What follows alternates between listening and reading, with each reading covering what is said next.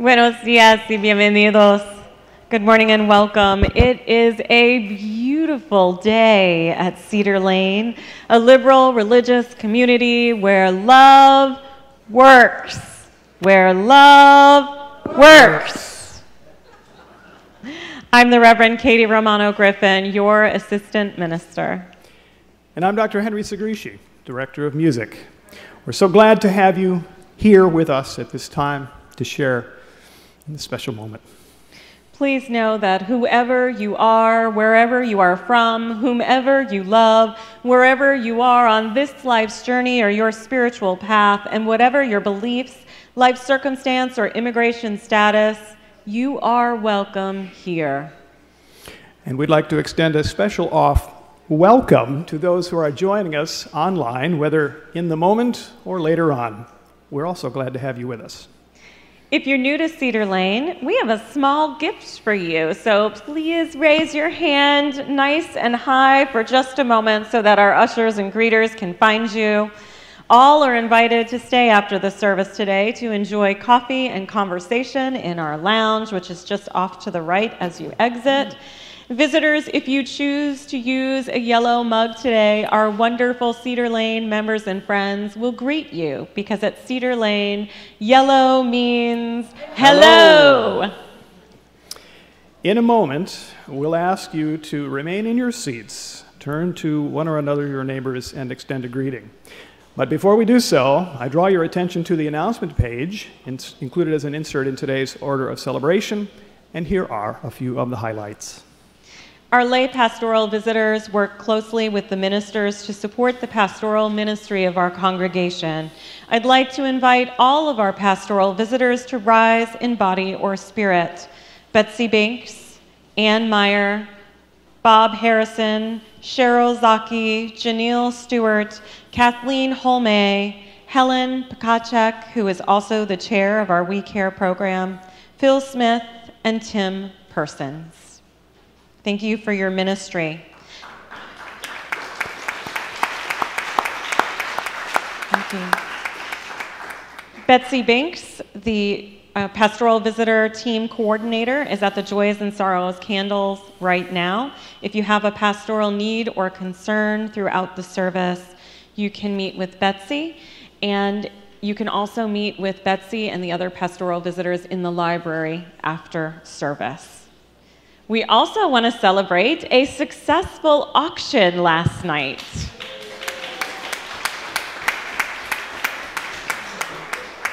So if you are one of the wonderful volunteers who worked tirelessly to make the auction happen, please boldly raise your hand so we can thank you. Thank you. And if you donated to the auction, if you brought food to the auction, if you won something at the auction, or tried to win something at the auction, please raise your hand. Thank you.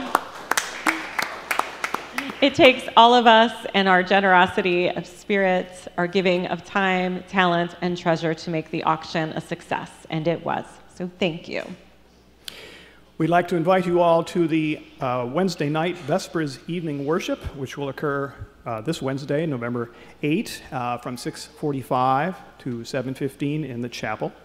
And also, I'll draw your attention to this very special Veterans Day tribute concert by one of the finest military bands in the country that will occur Saturday night right here.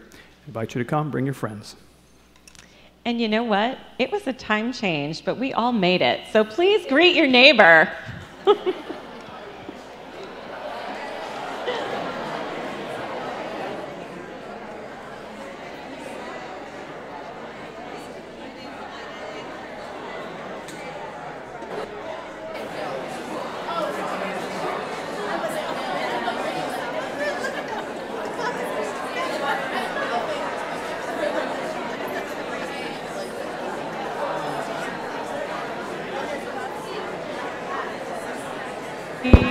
Thank you.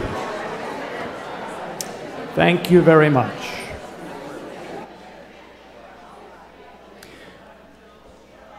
This morning's service is quite unique.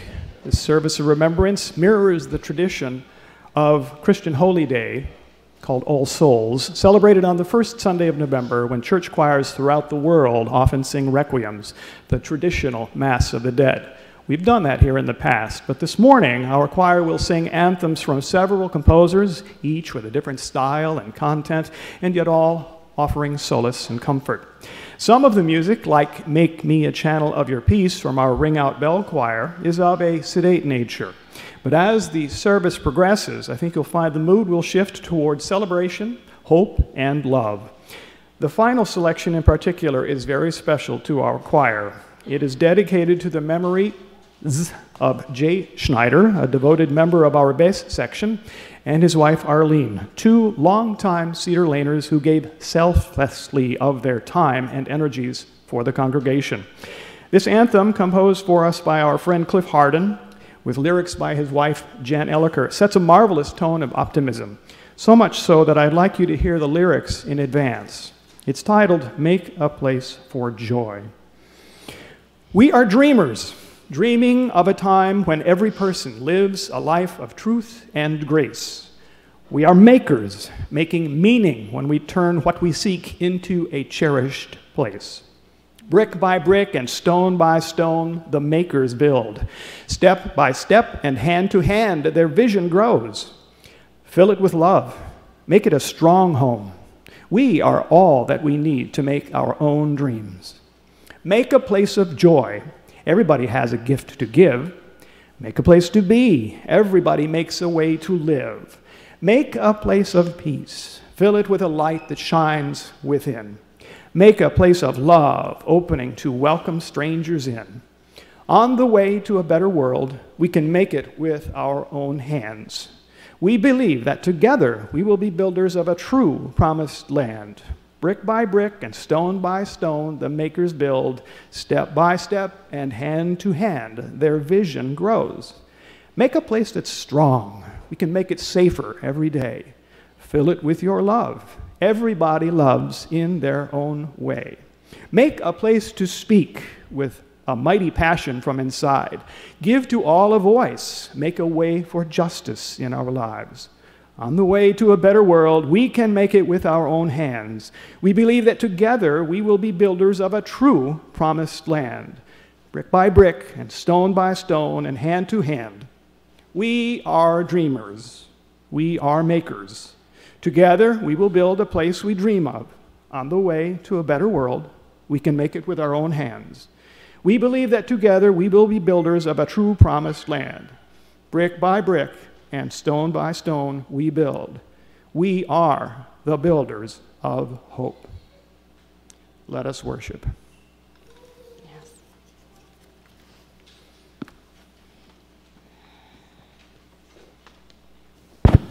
And if you feel the need to acknowledge all of our musicians this morning, you're welcome to do so at the end.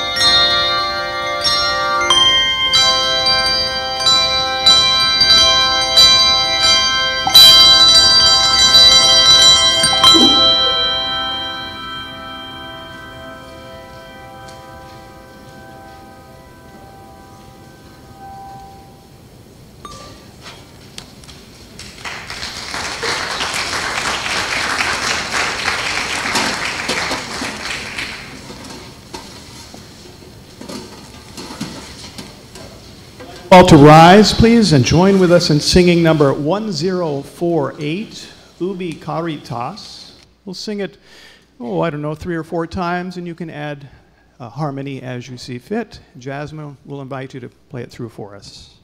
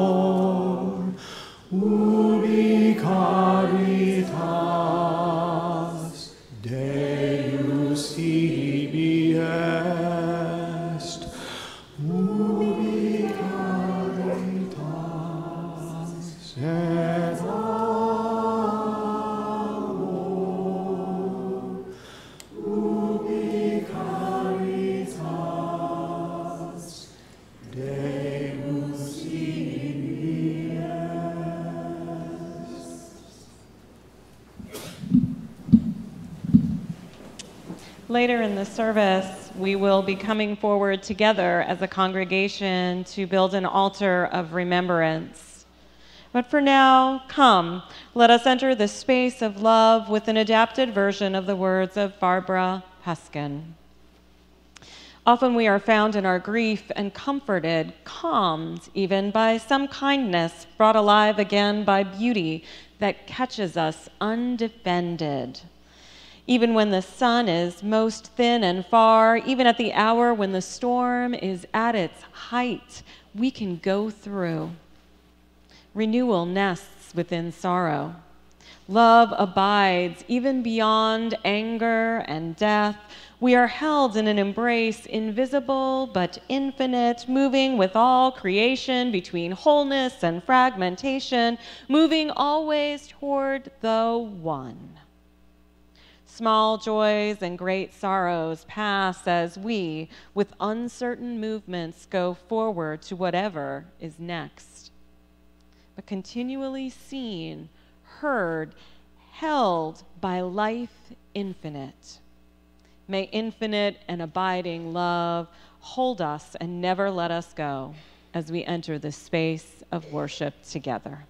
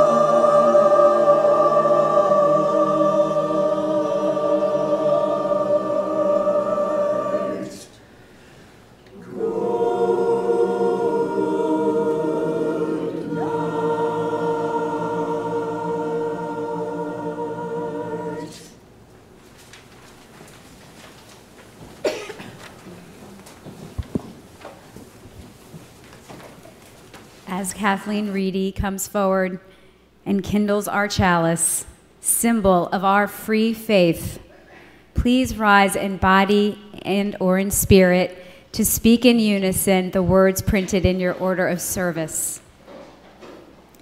We kindle our chalice as a sign, a symbol of ancient fires, burning away the past to illuminate the future.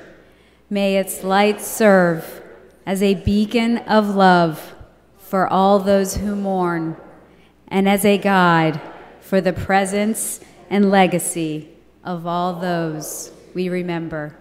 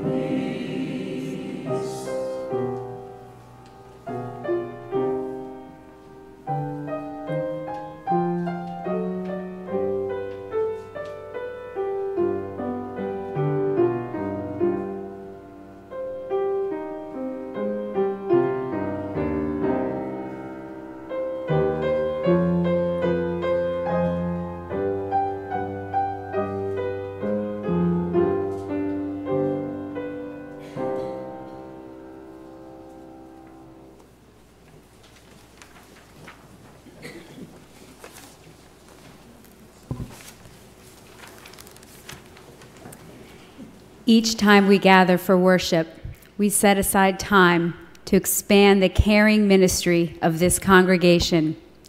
We gather not for our needs alone, but to bear witness to the joys, sorrows, and milestones that unfold in all of our lives, and to serve as companions to one another throughout these profound journeys of faith. We gather to build a place of solace and healing, a place of welcome and hope, a place of belonging and joy.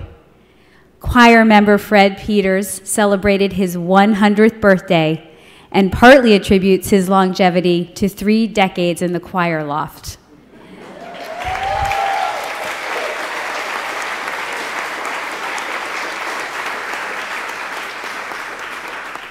See Henry after the service if you want in on Fred's secret. We gather to build the beloved community where all souls are welcome and lives are rendered whole and reconciled. Our hearts are with those for whom parenting is a primary spiritual practice. We hold in our circle of caring those who live with grief or chronic pain, with illness seen and unseen, with mental illness or addictions, and who care for family members in ill health. We continue to hold in our hearts the memories and loved ones of Cedar Lane members whose lives were lost. Bill Wallenmeyer, whose service is today at 3, Cal Baldwin, whose service is next Sunday at 3, and my friend, Jan Eisner, whose service is November 25th at 11. All are welcome to attend. We mourn together with Rosario, Argentina, where they grieve the loss of 5 high school friends who lost their lives in New York as they were celebrating their 30th reunion, and with all those whose lives are impacted by violence and calamities in our world. We also hold in our hearts our Muslim neighbors who struggle with yet another wave of anti-Muslim sentiment in the media. We remain beside you on our spiritual journeys. May these friends of ours, our companions in the world, and all that lives unspoken in our hearts, be held in the embrace of prayer and silence.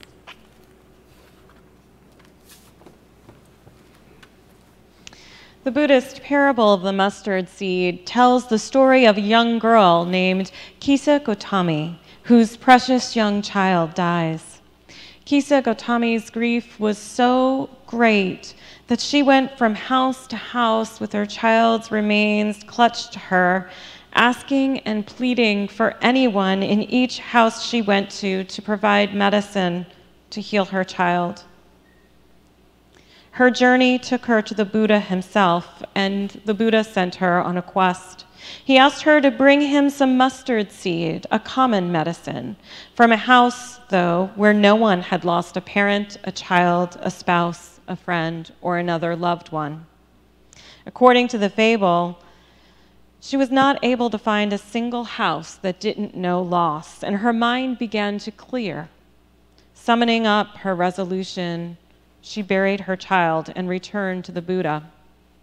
The story says that Buddha said to her, "Have you the mustard seed?" "My Lord," she replied, "I have not. The people tell me that the living are few, but the dead are many."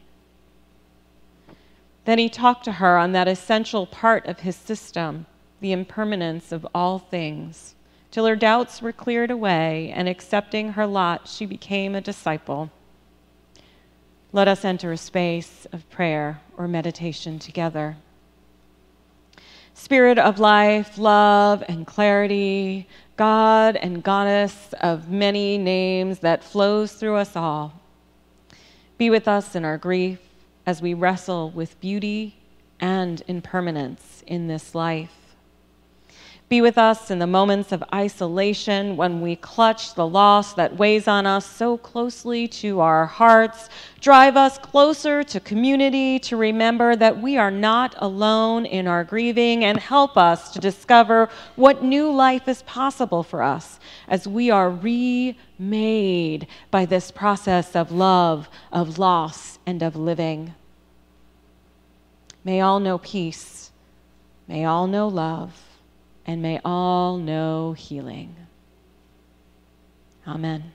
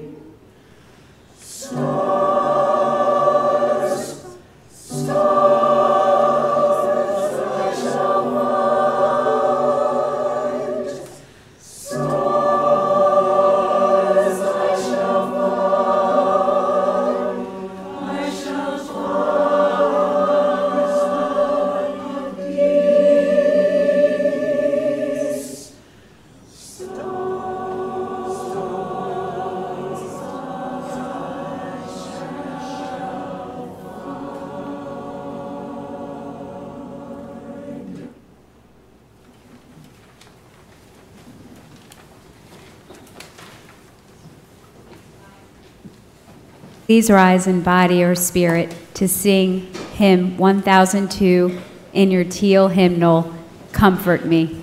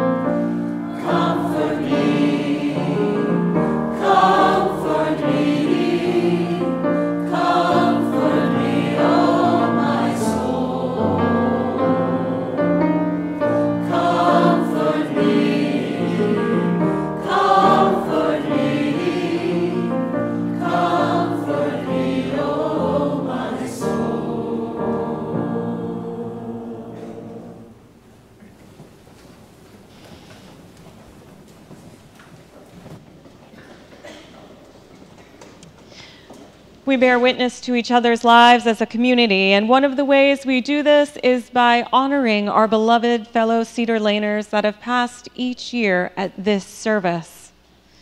This year, we remember Peggy McKinnon Green, William Bill Cooper, Anne McLaughlin,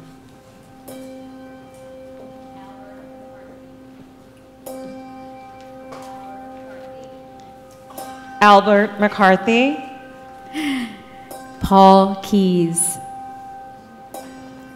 Jay Schneider, Elizabeth Baldwin, Ethel Hubbard, Elizabeth McCracken, Calvin Baldwin, Dorothy Koltnow, Norman Tchaikovsky, Jan Eisner, Bill Wallenmeyer, Arlene Goldman, Lucianne Betchel, Marge Melton. These are not the only losses we've had in our community. Some of the loss that weighs on our hearts is from many years ago, and it's deeply personal. In a moment, we're going to build an altar together filled with photos, mementos, and names of those that we have loved and lost as individuals. This ritual spans many religions and many traditions. As a religiously plural community, some of us may see this time of year as a time when the veil between the worlds is thin.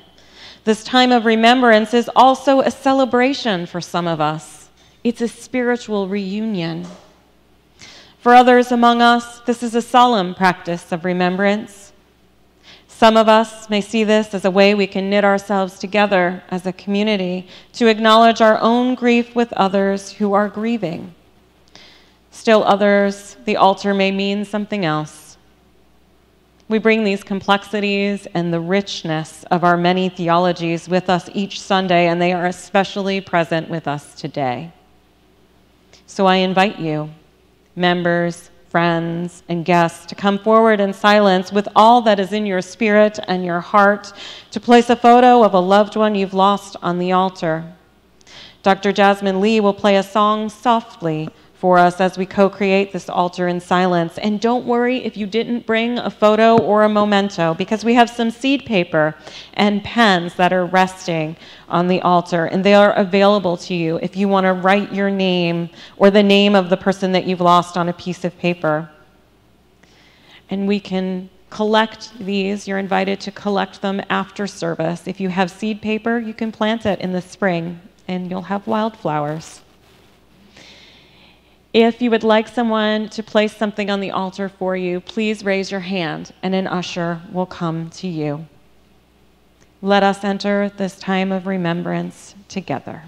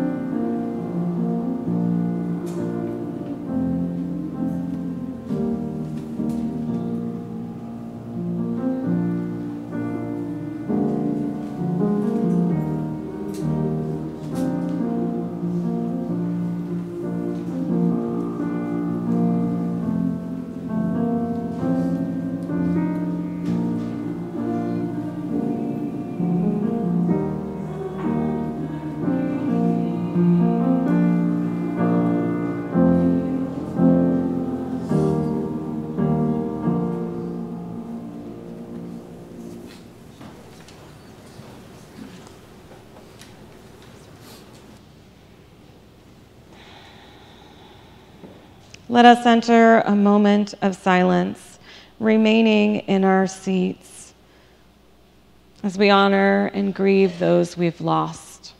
And let us remain in silence until the anthem begins.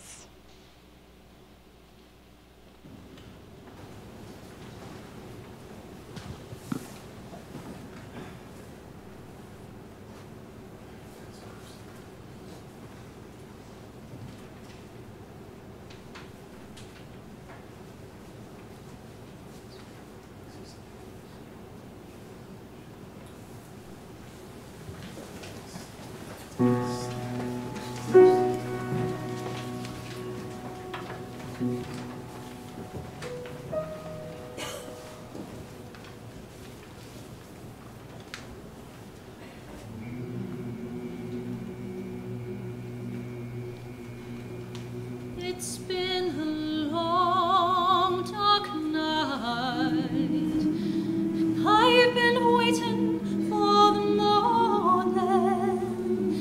It's been a long, hard fight, but I see a brand new day dawning. I've been looking for the sunshine,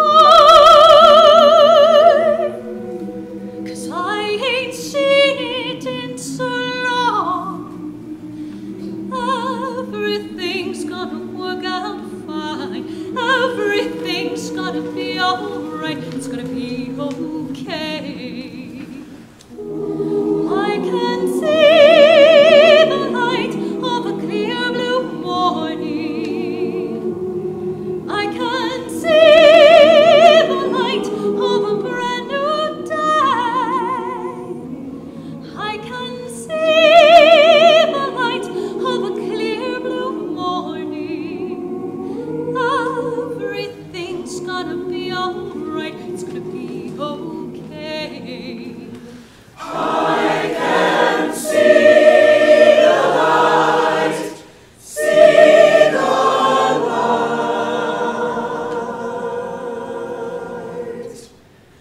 Brand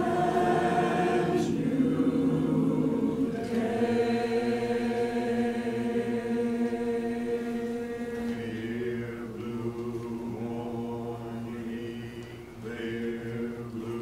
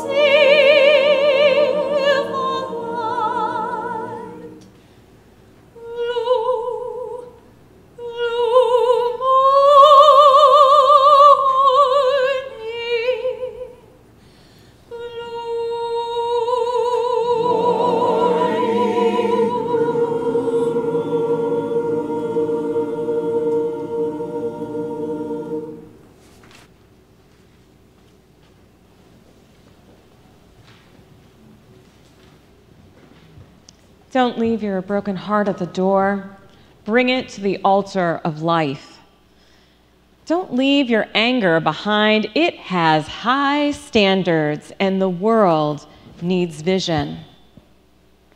Bring them with you, and your joy and your passion. Bring your living and your courage and your conviction. Bring your need for healing.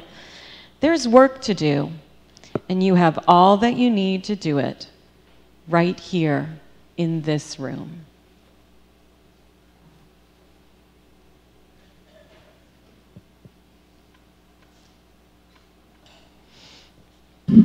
I invite you to rise again and join in the singing of the hymn or the song, There Is a Love, which you'll find the lyrics to in your order of celebration.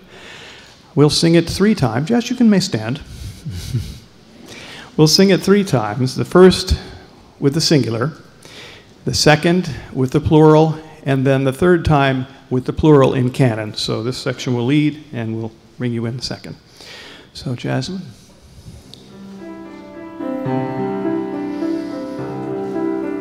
And we sing. There is a love holding me. There is a love holding all that I love. There is a love holding all. I rest in this love. There is a love holding us. There is a love holding all that we love. There is a love holding all. We rest in this love. There is a love holding us. There is a love holding all that we love. There is a love holding all that we love.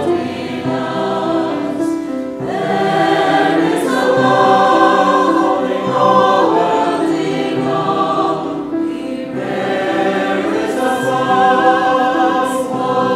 holding all. We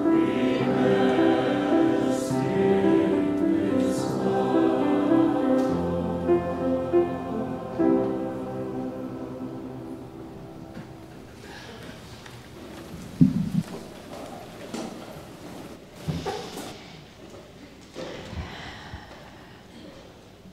We had a family outing this past Friday to the National Gallery.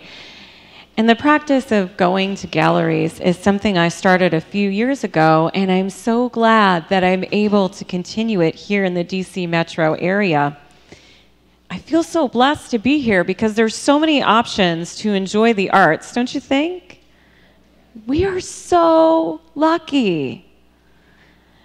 I have to be honest with you, though. As much as I love the arts, I'm not super knowledgeable about art, so please don't ask me any questions. I studied theology, spirituality, and psychology in school, not so much art. And because of this, I know that I move through art galleries in a different way than maybe a more studious art patron might. But there's lots of types of people who go to art galleries. On any given day, you might find a first-time visitor or first-time visitors of all ages. And then, of course, there's always the art students who plant themselves in front of masterpieces, sketchbooks in their hands, fingers flying furiously with chalk or pencil. There's another group of folks that look at every single piece they pass intently. And there are the casual passers-by who just kind of nod at the pieces they pass, kind of appreciatively, and then they stop only at the pieces that really grab them. That's me. Whether I'm in Chicago or DC, I find that I can pass a multitude of pieces with that appreciative nod, but I'm always pulled to a full stop without fail in front of the works of Claude Monet. Monet captures my theology of love, loss, and abundance. When I move close to Monet's works, I am transfixed by the single strokes of his brush. Sometimes they're multicolored, other times lackluster and bland. Some strokes are deep and bold. Their effect on the canvas is astounding statement. And then others have barely any effect at all. But when I breathe deeply and I step back from the work of art, those individual marks give rise to the images of life. Those barely there brushstrokes give movement to the hair on a woman's head underneath her chapeau as she walks with a parasol. The deeper strokes give rise to faces and to flowers, and they're joined with other carefully placed brushstrokes. Monet reminds me that life viewed up close can look random. Moments of love, loss, and even daily mundane activities can seem disconnected, even isolating. But when I step back, that's when I can see how they connect together. Beautiful pictures that make meaning rise up from the way events land on the canvas and interact with others. It all makes sense when I catch a glimpse of that image that rises. And I wonder sometimes if Monet was a process relational theologian, someone who believed that everything in the universe was in process, everything happened in relation to other things, someone who believed that when we take a breath and we move back from the moments in our life, when we open our minds to look at a larger understanding, we can glimpse the face of the holy. Monet's art reflects that perspective for me. On October 1st, 2007, my painting of life was forever changed by a deep brushstroke. My father, who'd been living with my two boys and I, went to a friend's house for dinner, and it was a rare night for me. I was a single parent then. The kids had actually gone to bed early. So I collapsed into bed at 8 o'clock and fell into a deep sleep. The phone rang just after 10 p.m. I bolted out of bed to answer a call from my dad's phone number, and instead of my father's gruff voice saying, "Katie, it's your father," he always did that. Every time it cracks me up. I had heard his voice from infancy. I knew who he was, but he did it anyway. But instead of hearing him, I heard the voice of a paramedic asking me my father's medical history. And in the background, I could hear the other paramedics working on my dad. I remember sinking down to my knees on the cold, hard tile floor. It grounded me as I recited his medication list. It reminded me that I was alive. I talked to the paramedic for a good 10 minutes. The mind that served me well when I was a nurse drove the conversation. It responded with ease while my grieving heart pounded in my chest. Paramedics weren't able to revive my father. And I stayed there on that tile floor for a good hour or two, making phone calls. By midnight, the entire family had been notified, and I'd been in touch with the funeral home. Arrangements were well underway. Some people are shocked by the speed at which I worked, but that's what I do. I'm a crisis manager. I've been that way since I was a child. Maybe you're the person in your family that has this superpower where you can process your own needs and your own grief while somehow helping others with theirs and getting the things that need to be done. This is what makes me a good trauma chaplain. It's what makes me a good pastoral care minister. And it's also the role I fill for my family. So I processed my first pangs of grief right there on the tile floor with a ridge of grout digging into my left knee and hundreds of brushstrokes biting into my canvas of life. Each call, each brushstroke was like Kisa Gotami going door to door, learning that the living were few and the dead were many. Each call was a lesson in clarity, in knowing that life wasn't permanent. Even my seemingly immortal superhero dad didn't have permanent purchase in the physical world. I was forever changed. I bet most of us have a story like this.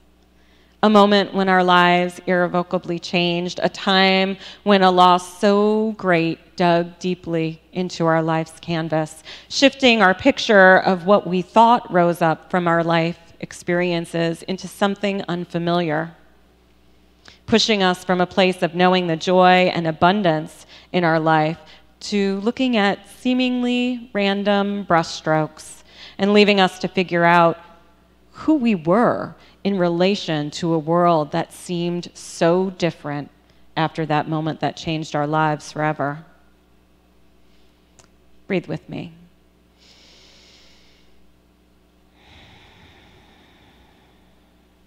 And again.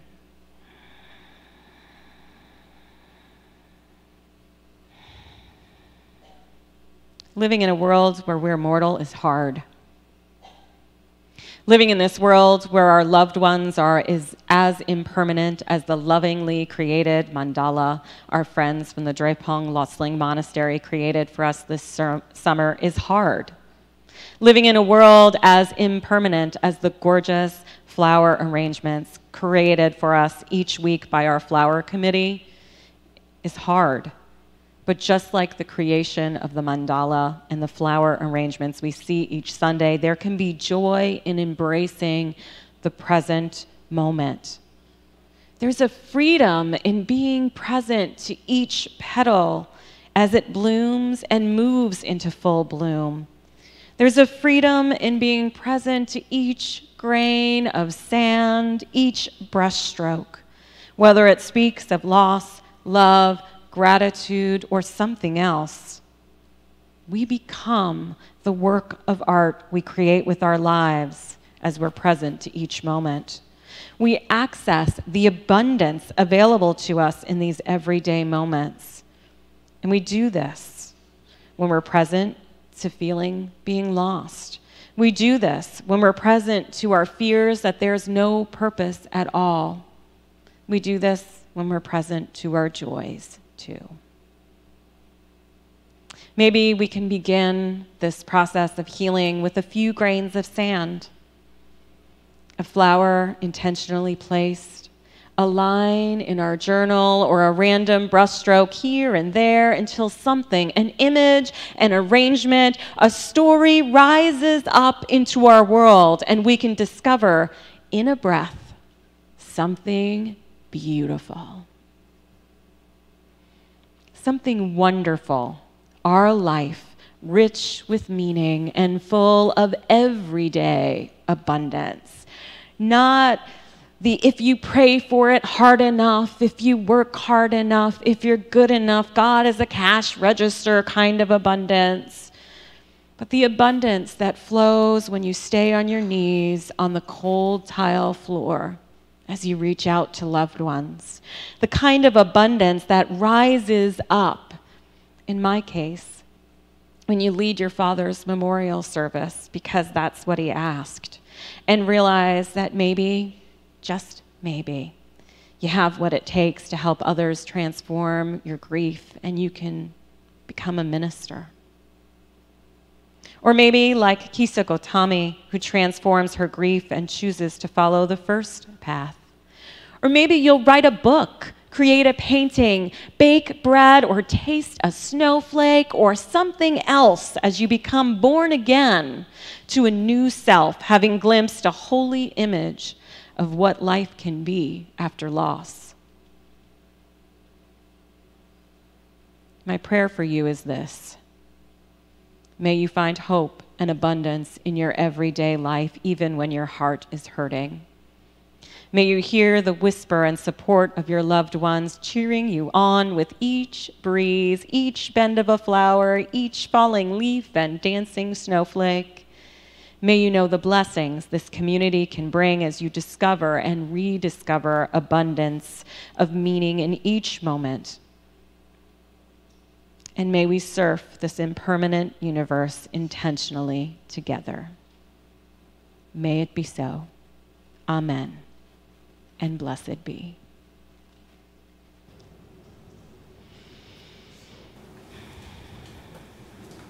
I invite you now to open your hearts.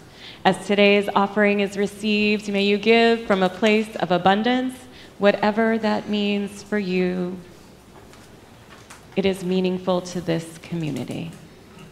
Today's offering will gratefully be given and gratefully received.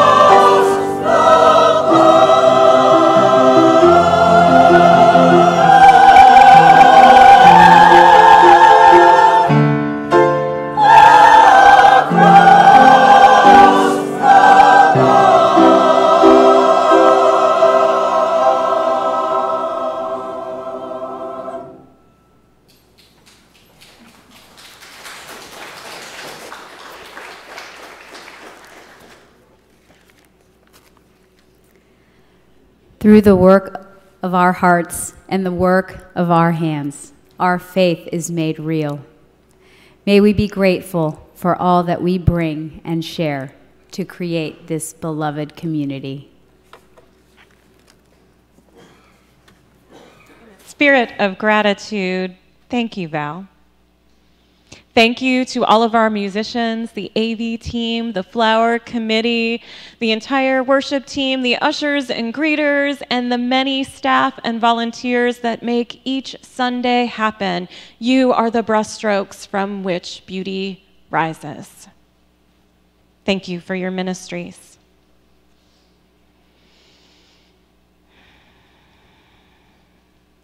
We close our service today with the words of Rumi. Our bodies may be separate, but there's a clear path between our hearts. Two lamps may not be attached at the base, but the light they project is one. Go forth and know that even when it feels like your light is the only one present, we remain connected, light to light and heart to heart. Wherever you shine, we are shining together.